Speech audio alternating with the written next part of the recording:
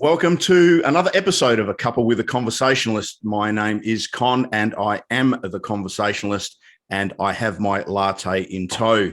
My guest this morning is Sally Carruthers. Good morning, Sally. How are you?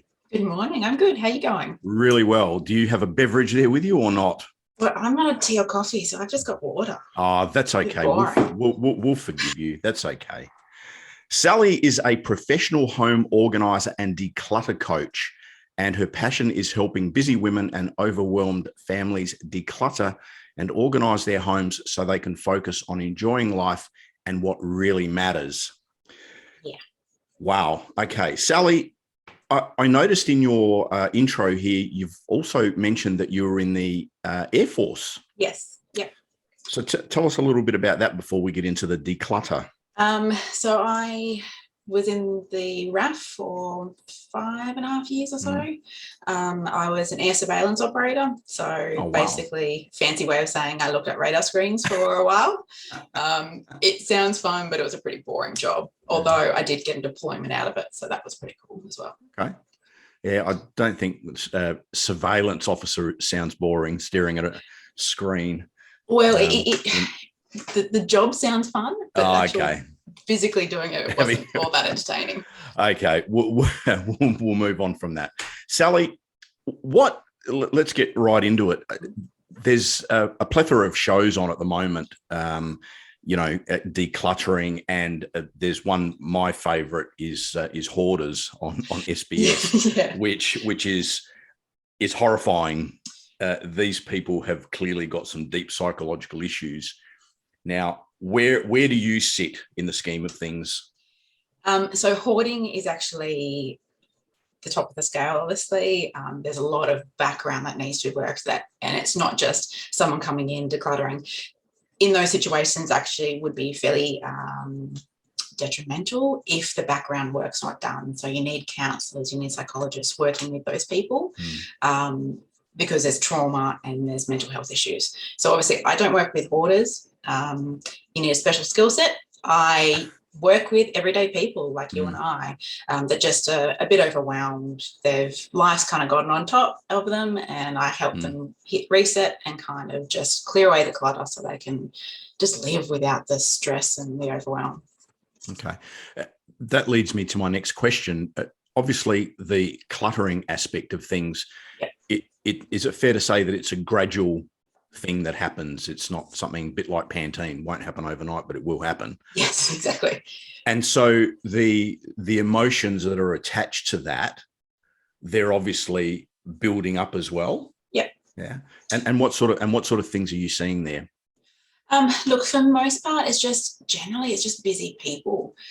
So they're so busy outside of the home that they get home, they just dump their stuff down and I'll deal with it later. And it's just that, the procrastination. And it just piles and piles, and then the stress levels just keep going as well. But, sometimes there's things like, a death in the family. So whether it's a parent or it's a partner, and then they don't really want to deal with the stuff at the time. And then it's, a while later, they're like, look, we just need to keep moving forward and stop getting stuck in the past. It could be a number of things, but it's usually just that gradual build up. And most of the time people aren't actually attached to the stuff. It's just the thought of having to go through it is so overwhelming. They just can't do it. And that's why I've started my business, because, when it's your stuff, it's really hard to deal with, but it's not my stuff. And there's no emotion. There's no emotion. And even family members coming in to help them, they've got that kind of attachment. So you kind of just need that little bit of a separation to be able to work through it, I guess. Yeah. What I found interesting is obviously your experience in the military or in the Air Force. Military, there's quite strong regimes in terms of structures and processes and things like that. And you also mentioned when you were in your 20s, you didn't use this word, but I gather you're a bit of a slob. Yeah. So like, certainly like I was, I had my mum cleaning up after me at 20. So you've gone from that environment. So you're a messy person. Yeah. You go into the military where it's not, hey, we'd like you to tidy up your room. It's you will tidy up. Mhm. To then going out into the real world and actually go into that line of work. Now, I guess my question is, I would imagine there'd be a fair bit of pushback, like, geez, they made me do it for 5 years. Now I can go back into the real world and I can go, here we go.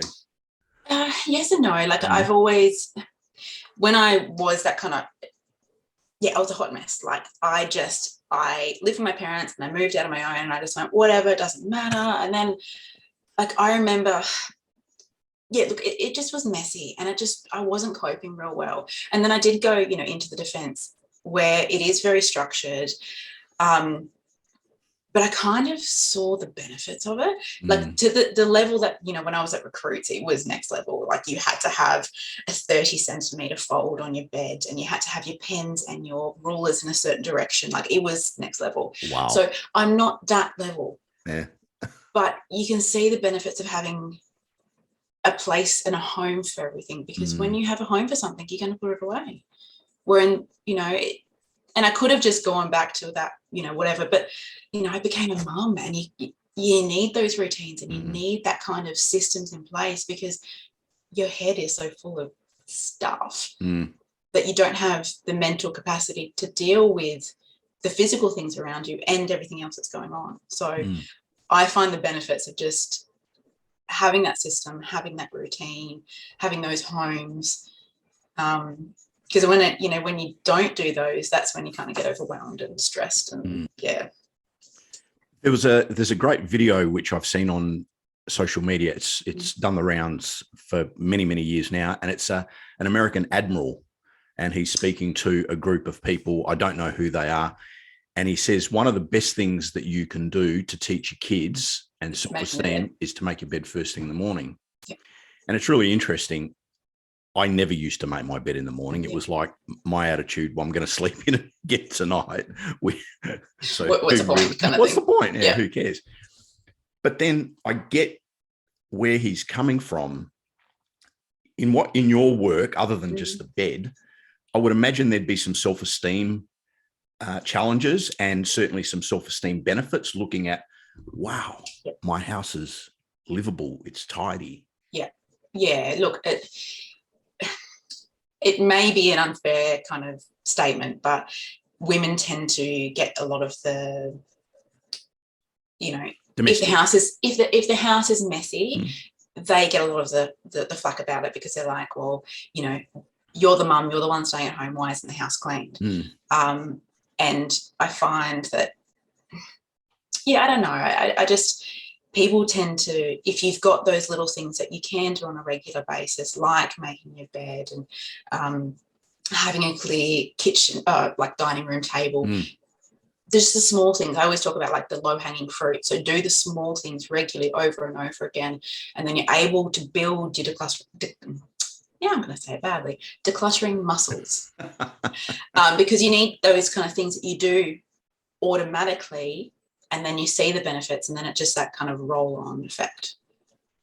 Bit of a perpetual thing. No, yes. I get that, and it's right. It's the little things that we do, and I love the way you termed your declutter muscle. Yes. Because pretty much everything we do, it's use it or lose it. Yep. And if we're getting into good habits on the little things on a regular basis, that just propels us, and there's this desire to keep going. What when you go into somebody's home, what sort of stuff are you finding that is the major obstacle? Is it clothing? Is it books that they don't want to get rid of, magazines, kids' toys, or what is it? It depends on the person I'm working with. Sure. Generally, people that have kids, the number one thing is artwork and paperwork. So kids love to bring home stuff, and then you're like, oh my God, what do I do with this precious masterwork? But I've got 60,000 of them. It's the paperwork for a lot of people. Families, it's obviously the transition for kids. So the kids are going to be transitioning from like toddlers and babies into young kids, into teenagers. And if you don't on a regular basis, clear through the toys they're not playing with, or clear through the clothes that don't fit, or have a system. Some people are like, I want more kids. Then what do I do with that stuff? Do you store it? How do you, like, it's that kind of, if they haven't cleared it to the next stage, then it just keeps adding. Clothes is also another one. Obviously, women tend to love their clothes. You always hear the stat that's like, I think we only wear like 20% of our wardrobe. And it's amazing every time I walk into someone's wardrobe, the amount of tags that are still left on clothing. That's sad. And there's a psychological thing that if you have a tag on something, you have to get rid of it, because if you don't get rid of the tag, you're like, oh, that's too good, I won't wear it today. So you'll leave it back in the cupboard. So that's one trick. Take the tags off as soon as you buy something, because if you put it in your cupboard with the tag still on it, you're not going to wear it. Wow. Well, there's something I never ever knew. Yeah. So to my partner, did you hear that? God. Take the tags off it, please. My sister is a classic for that. Yeah. Had clothes in the wardrobe for years, and the tag was on it. And you're right, she never wore them. Because you're like, oh, it's new, I won't wear it today, I'll do it next time. And I guess with stuff, whether it's clothing, whether it's kids' toys and things like that, there's avenues to get rid of it, isn't there? Yeah. I find actually when I first really started kind of decluttering and moving things out of my home, it was not so much that I didn't know, I wanted to let go of it, but I just didn't know where to take it. And South Australians in particular are very eco-conscious. So we want things to go to somewhere that's going to be used. We don't want to put it straight into landfill. Yeah. There's a lot of things like you can now do clothing recycling. So if you've got a piece of clothing that's not good enough for donation, you can now have it recycled. They can either turn it back into new fabric if they can, or they use it for insulation, for road bases, like shoes can get actually turned into like, the bases that they put in playgrounds. Yeah. They cut the shoes up. The spongy ones, yeah. So shoes can now, old shoes, like the old sneakers, can now be recycled. So definitely lots of different avenues. You just kind of got to look. Is it, I know there's emotional attachments to things, and I look around me, and I'm definitely hanging on to stuff that the adage, I think they say, if you haven't worn it or used it in 12 months, it's highly unlikely you're ever going to use it or wear it. Yeah. I look at things, and I don't have too much, but there's things, and the mindset is, I'm not going to get rid of it just in case, or I'm not going to get rid of it because there might be an emotional attachment to it, or things like that. Now, I know we spoke right at the beginning about, the hoarders being up here and the really deep psychological issues that they're dealing with. But even at your level, I would imagine there would still be some, I won't say psychological issues, let's call them some stories that they're telling themselves as to why they can't or shouldn't get rid of things. So how do you approach that kind of thing when when you say to somebody, look, this is what you got to do, and they go, oh no, I can't get rid of that. No, that my auntie gave that to me, or no, I'll definitely use that again. So I call it sticky clutter. So it's the clutter that you're like, you can't quite let go of. So there's two different kind of things you're looking at. The first one is obviously the emotional attachment, and it's if it's been given to you by someone. And it's okay to keep sentimental clutter as long as it's to a level that's maintainable. If you've got, I've got an example where I had someone that had jewelry from an ex-husband, and she's like, it was expensive, I don't want to just get rid of it, but I don't want it. It's causing me all sorts of, I'm guilty about wanting to let go. It's caused me sadness and anger because I just don't like that person, and it was bad memories, but I got to keep it. Like, well, why? Why are you keeping something that's only causing you negative and horrible sentimental emotions? Yeah. So you've got to kind of figure, is it good emotions or is it bad emotions? If it's bad emotions, just get rid of it. Like, just let it go. It's weighing you down. If it's good emotions, then is it something you're actually going to be using? So I've been given a tea set from my grandmother. I don't drink tea or coffee.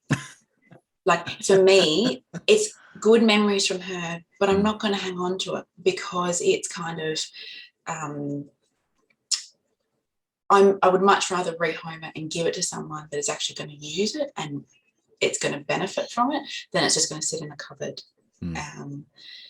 Yeah, that's the main thing. You got to, make it, is it good, positive memories, or is it bad?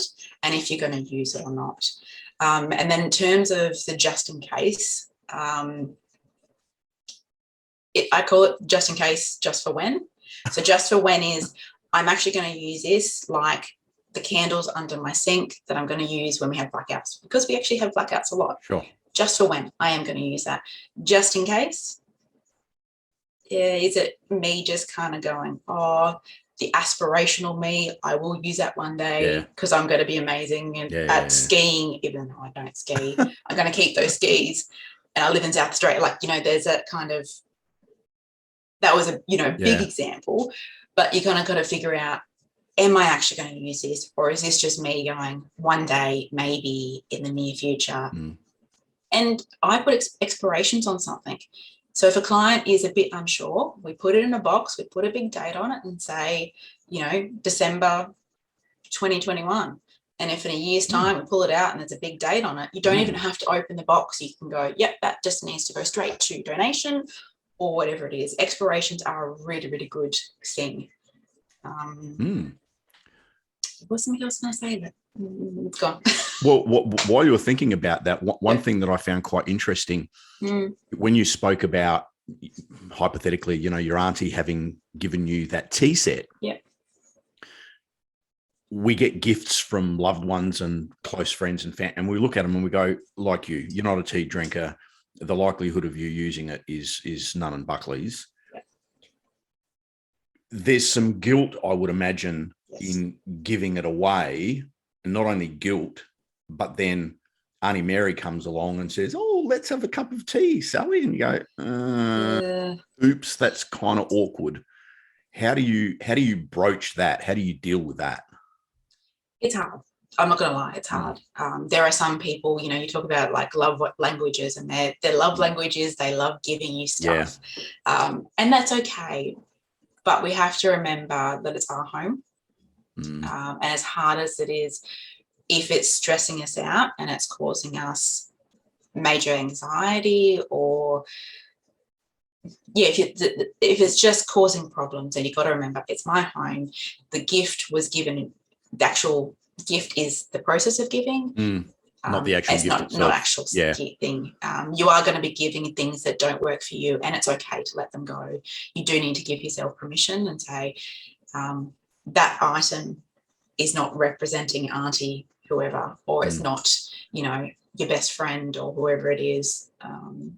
It's okay to let that go. It is difficult. You will come across some people where they'll be like, I gave you that painting or that tea set, and where is it? And I'm like, well, maybe you have to have that conversation. Say, look, I'm really sorry. It was beautiful. It didn't work for me, but I gave it to someone that really appreciated it. That really appreciates it. Yeah. Yeah. And that's the thing. They want you to use it, and you would hope that most people in your life are going to be accepting of the fact that, hope. You hope, because not everyone, everyone's different, and some people do.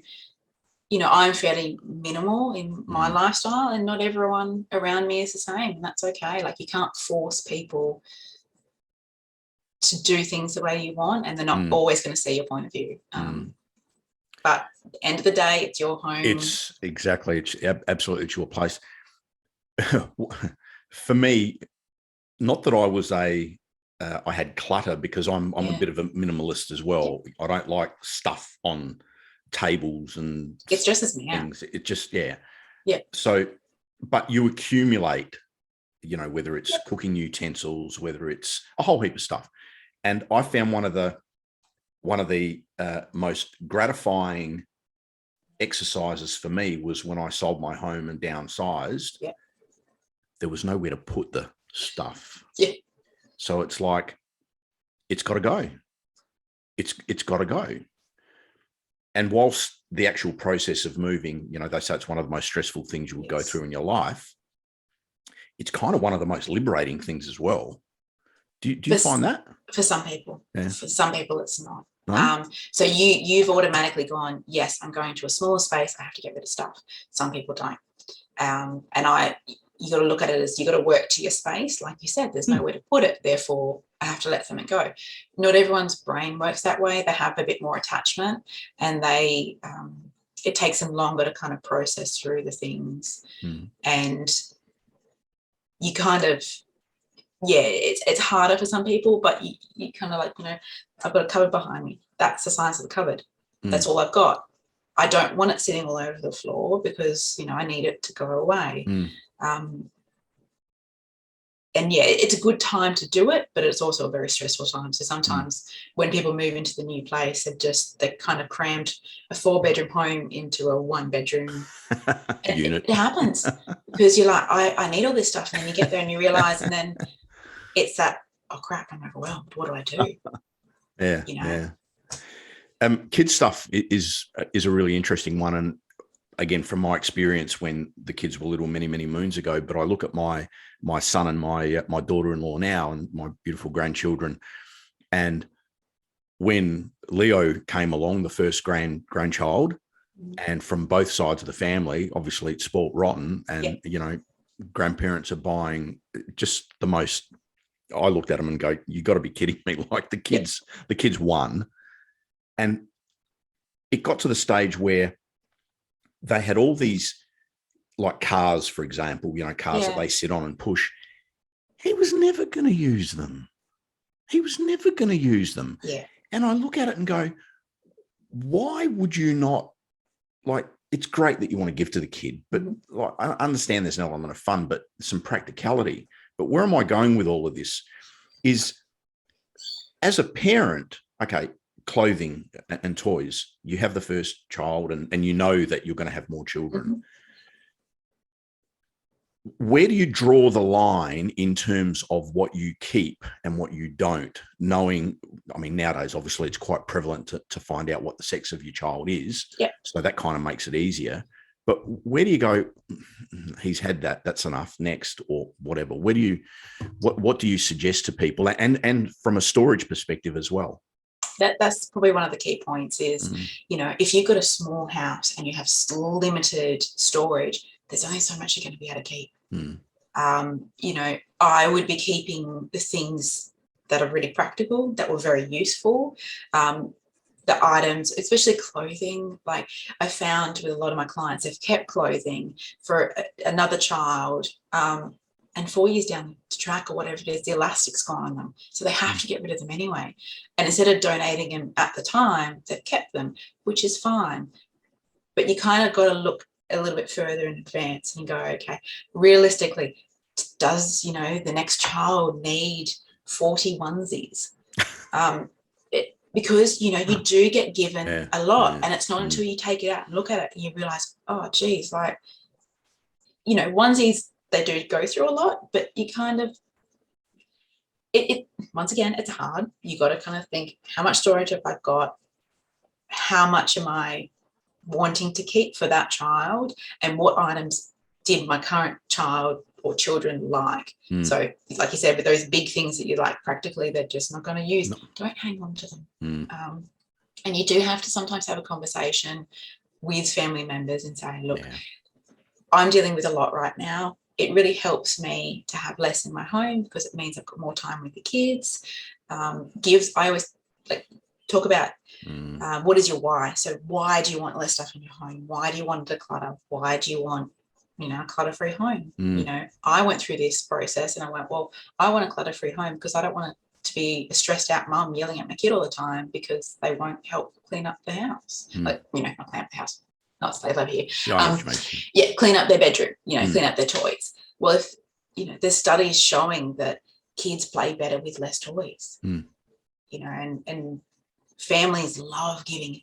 My daughter's the first grandchild on both sides, so we've gotten the toys. And I have had to give suggestions and go, hey, thank you for all the gifts.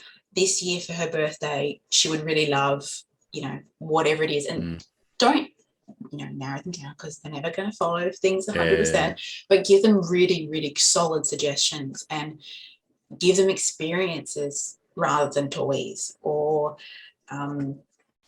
if they do need clothes, ask the grandparents for that and say, like my mother-in-law, she often buys my daughter shoes because she's like, that's something really practical that I can give, and I know that you guys are going to need that. So yeah, it's that's a really great suggestion. In fact, my daughter-in-law, Caitlin, if you're listening, and why aren't you listening, is I actually ask her now, what do the children want or need?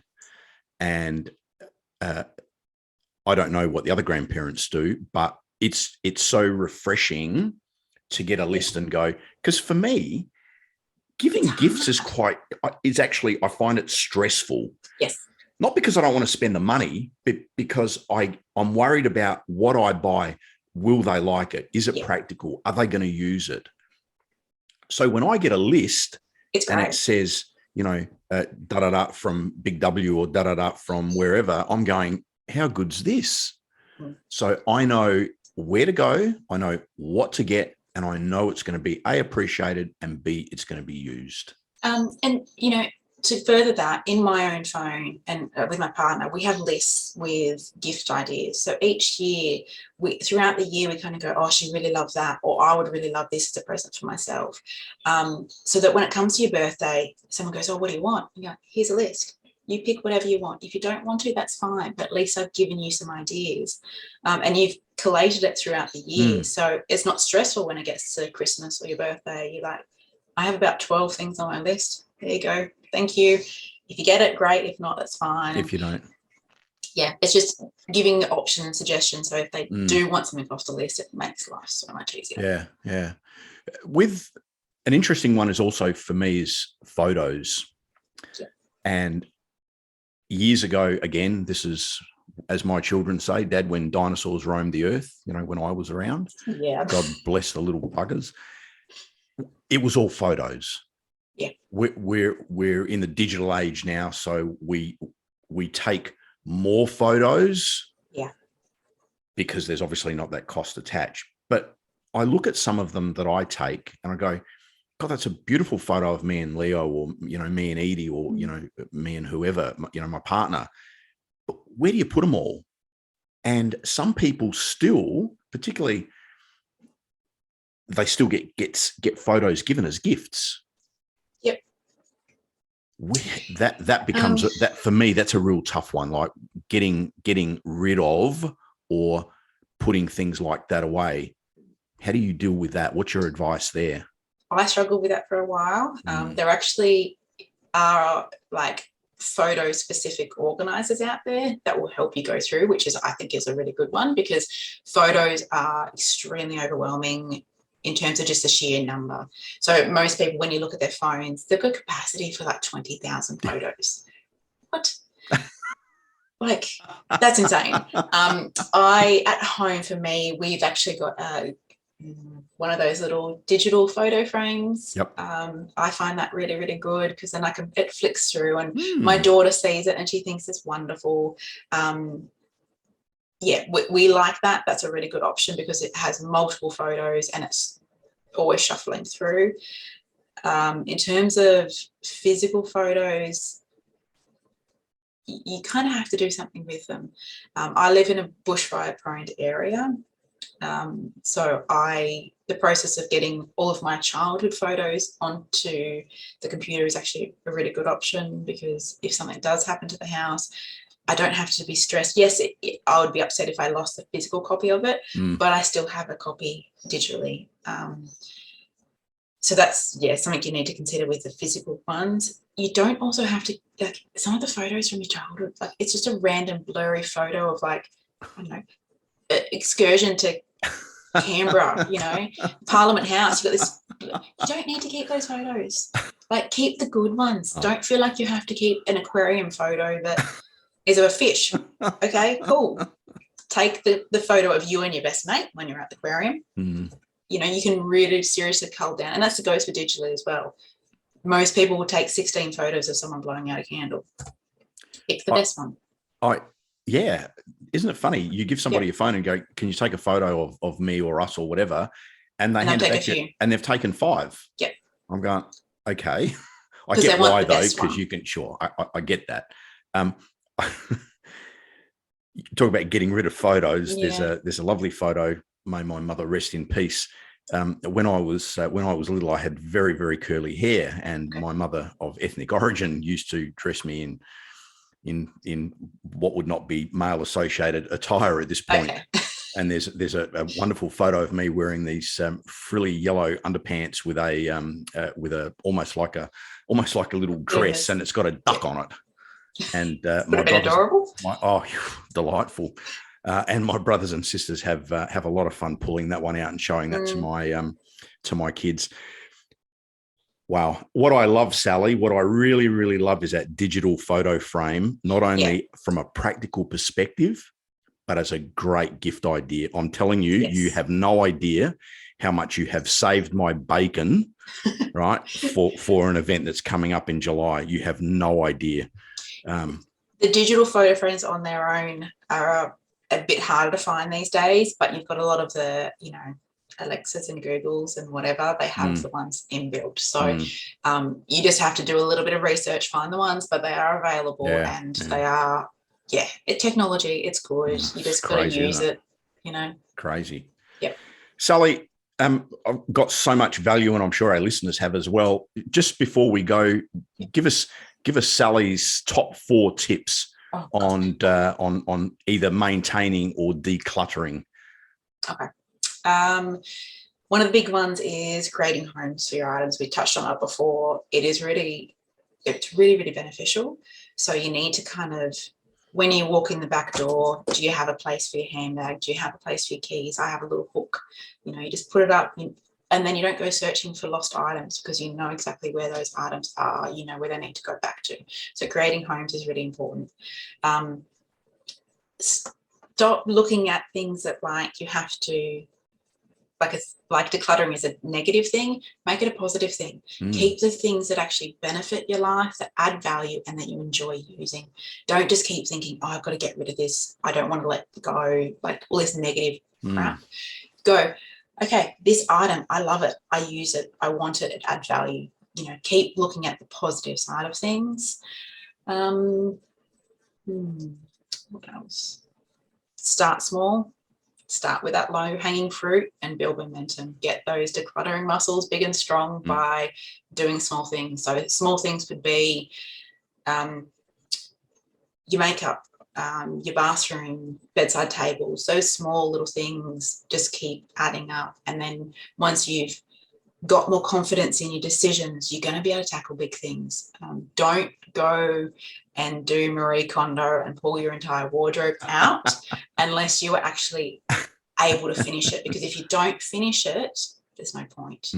I guess that's probably the last one, is make sure that you finish through to completion. Yep. So complete. If you have decluttered, take those items, put them on the front seat of your car, because if you put them in the boot, you'll forget about them. Yep. So you put them in the front seat of the car, and then on your way to picking up the kids or on your way to a meeting, take them and drop them off and finish it. Because if you finish it to 80%, it's just going to keep coming back in and keep decluttering. That could be another one. I'm really sorry. No. That's not. They're fantastic. Have you got another one to share? Yeah. Go on. Yeah. I'll look. Sally's really got a big smile on her face. This is a good one, because you can declutter the hell out of your home, but if you haven't decluttered the clutter streams, so how it's entering back into your home, things are just going to get worse. So I call it like a sinking ship. So you're going down a stream, you've got all this stuff in your boat, and the water just keeps coming in, and you can't, as much as you pail it out, as much as you get rid of the clutter, it's just going to keep coming in because you haven't plugged the holes. So where's it coming from? Is it coming from your shopping habits? Is it coming from the kids' school with all the stuff? Grandparents. You've got to figure out where it's coming from, and you need to stop it, or at least slow it down. Yeah. Awesome.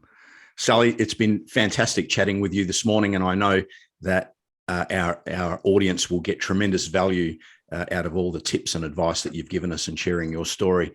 Folks, my name is Con. I am the Conversationalist, and this morning I've been chatting with Sally Carruthers. Thanks very much for your time, Sally.